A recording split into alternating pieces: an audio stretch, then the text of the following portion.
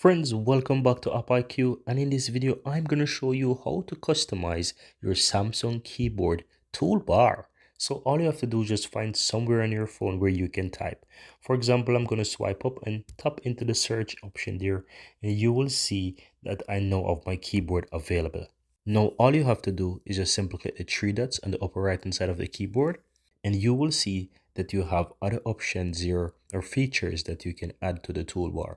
Now, if you don't want something, you can simply drag it and you can move it down. Or if you want to add something else, you can simply do that. So let's say I would like to have the one on keyboard mode. I can simply tap on that and drag it onto the toolbar there. Right? If I want to add back the clipboard as well, I can press and hold and move it as well.